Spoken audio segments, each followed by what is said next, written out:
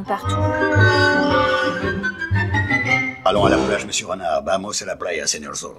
Et bonjour à tous et bonjour à toutes. Bienvenue dans Avis désastreux, le podcast aux opinions discutables mais qui pourtant les assume. Aujourd'hui, je vais donc vous parler du 3e jour à Annecy. 3e jour déjà, le temps passe vite. Que dire Déjà, j'ai un petit peu mal à la gorge, j'espère que ça s'entend pas trop, donc on est au jour 3 et j'ai déjà mal à la gorge. Je vais dire tout simplement que c'est la faute d'Alain Chabat si j'ai mal à la gorge. Voilà, aujourd'hui on name drop dès le début, puisque j'ai attendu 2 heures à l'extérieur pour aller donc aux premières images de la série Astérix, et j'ai pas pu rentrer.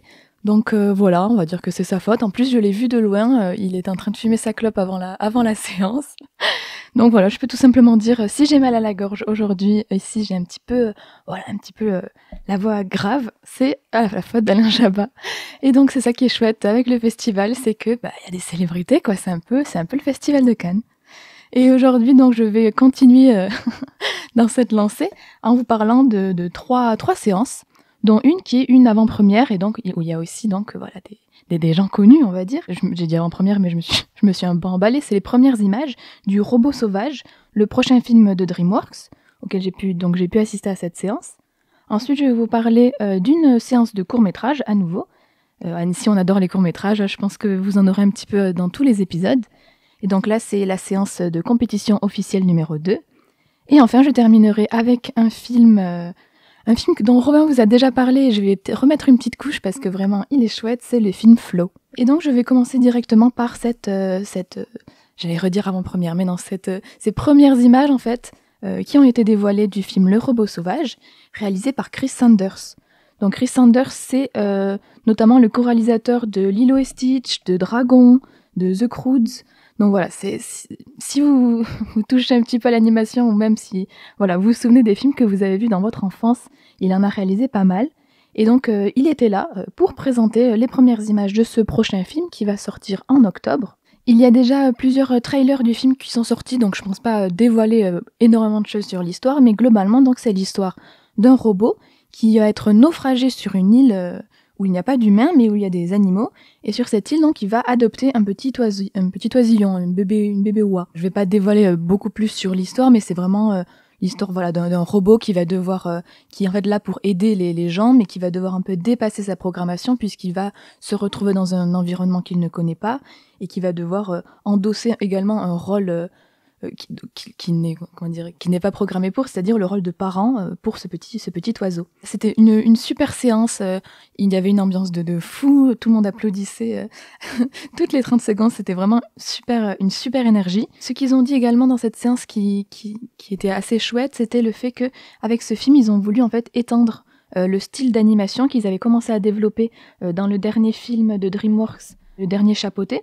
Donc voilà, ce qu'ils ont voulu faire, et ils ont insisté sur ça, c'est donc retrouver vraiment un aspect, même si c'était de la 3D, un aspect un peu peinture.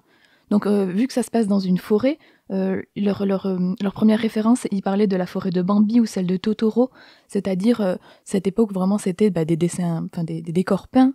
Et donc voilà, l'idée c'était de retrouver cette esthétique de peinture avec l'animation 3D, de faire moins quelque chose de géométrique, mais d'ajouter plus cet effet touche de peinture. Et c'est vrai que d'après les images qu'on a vues, ça rend vraiment bien ça, c'est vraiment très beau. Le rendu de la forêt est magnifique. Il nous a bien insisté sur le fait que c'était pas encore fini, donc c'était assez rigolo de ce côté-là. L'animation et toute l'histoire a l'air vraiment très mignonne. Ça a aussi l'air très, très émouvant. D'après, donc voilà, on a pu voir les premières scènes en fait du film, et d'après ce qu'on a pu voir, moi ça m'a vraiment fait penser en fait à certaines thématiques qu'on peut retrouver notamment dans Dragon, avec la question de la parentalité, du rapport aux parents, la question d'un enfant qui a un peu plus de mal et qui doit un petit peu se dépasser pour être accepté, pour être un peu comme les autres. Donc voilà, il y a plusieurs thématiques que j'ai reconnues. En ce qui concerne le scénario, j'ai l'impression quand même qu'il va un petit peu retomber dans certains types de récits qu'on connaît déjà, mais en fonction de la façon dont c'est fait, en fait, surtout s'ils arrivent à bien gérer le côté mignon, le côté émotion, ça peut être un très bon film. En tout cas, moi j'en suis sortie très hypée.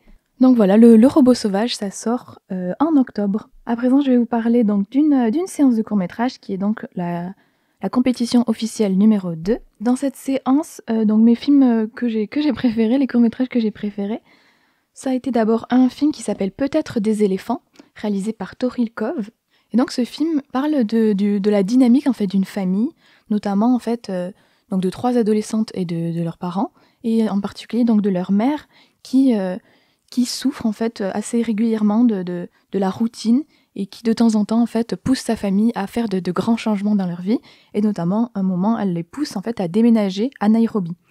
Et donc le film raconte ce moment en particulier de leur vie donc ça se mélange entre le coming of age en fait de ces 3 adolescentes, la découverte d'une autre culture et de notre pays, et puis aussi donc la tentative en fait de la part de la fille en particulier, de l'adolescente, de comprendre sa mère en fait, de comprendre ce qui peut la motiver à avoir besoin de changements dans sa vie.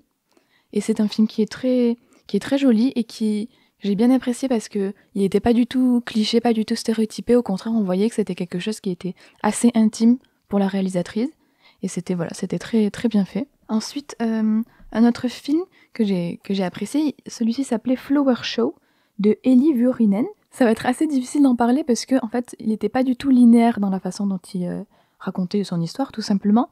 Une des phrases du résumé du film qui m'a retenu mon attention, c'est « Les filles sont cultivées comme des fleurs ». En fait, c'est un petit peu ça, on va dire, l'histoire du film. Ça se passe dans une sorte de palais bourgeois qui va en fait mettre en parallèle, par son montage notamment, la croissance des fleurs et puis l'éducation un peu des jeunes filles.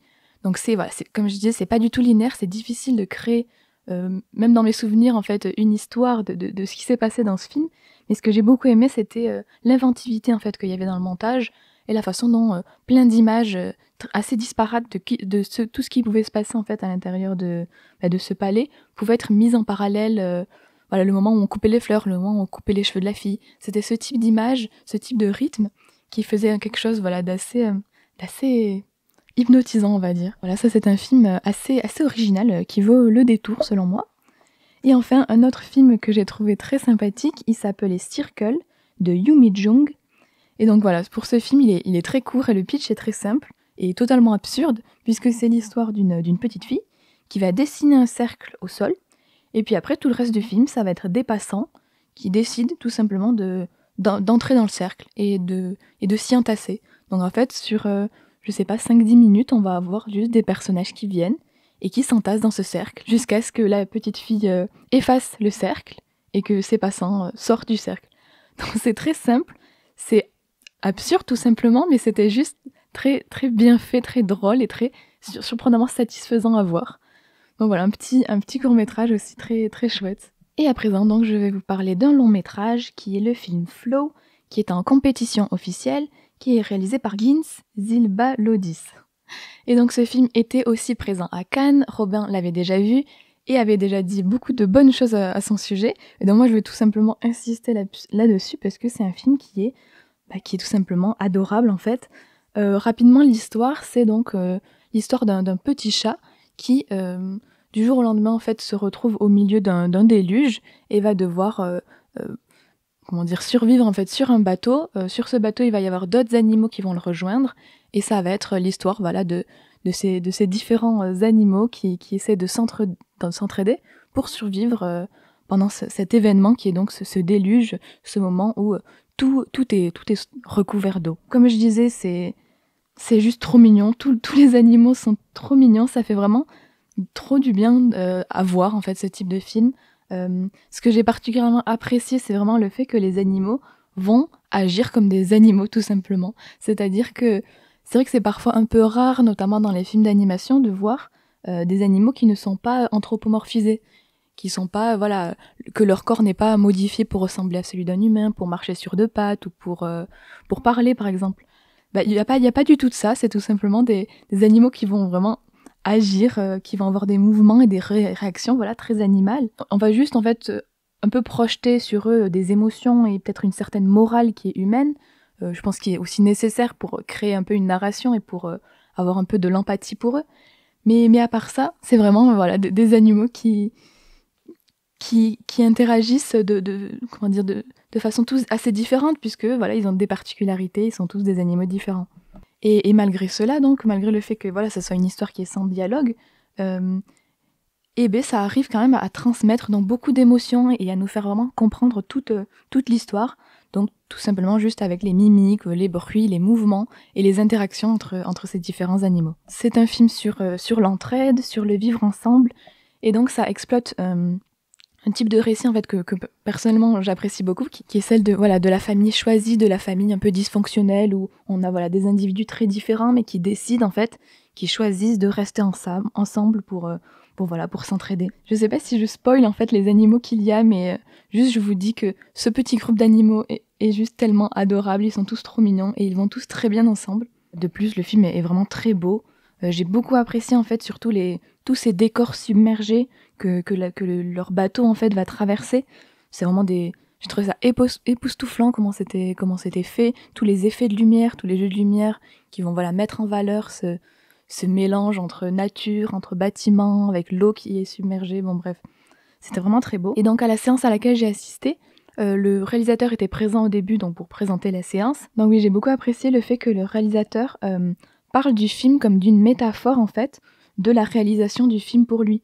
C'est-à-dire que pour lui, ce film, ça a aussi été de l'entraide, des personnes, des individus qui sont différents mais qui se rejoignent pour le mieux en fait et pour créer quelque chose ensemble malgré le fait qu'ils aient tous des spécialités différentes en fait. Ce dont avait parlé Robin aussi, c'est que le fait que ce réalisateur, c'est son deuxième long métrage. Son premier long métrage a été présenté il y a quelques années à Annecy, et donc son premier film, il avait réalisé entièrement tout seul. Et donc c'était aussi ça que le réalisateur a donc mis en valeur dans cette présentation, le fait que lui, ce qu'il avait fait avant, il était le chat tout seul, et maintenant, grâce à ce film, il est le chat avec toute son équipe, quoi, avec tous les autres animaux qui ont pu s'entraider et créer quelque chose ensemble. Donc voilà, j'ai trouvé ça juste encore plus adorable, ce parallèle entre le film et la façon de faire des films, tout simplement. Et donc globalement, ce que j'ai à dire sur donc, le 3e jour du Festival d'Annecy, qui était donc le mardi 11 juin, c'est peut-être un épisode un peu plus court, mais finalement j'ai dit tout ce que j'avais à dire et j'ai vu des choses vraiment chouettes. Et d'autant plus que, honnêtement, j'ai un petit peu mal à la gorge, donc ça va être pas si mal si j'arrête ici. Et donc finalement, je vais, comme d'habitude, remercier en fait tous les gens qui nous écoutent. Merci beaucoup. On va se retrouver demain donc avec un autre épisode et des super choses également, j'espère, à vous raconter. En attendant, allez voir des films et surtout n'oubliez pas, le pire avis qu'on puisse avoir, c'est celui qu'on ne partage pas. Encore merci et à bientôt. Salut!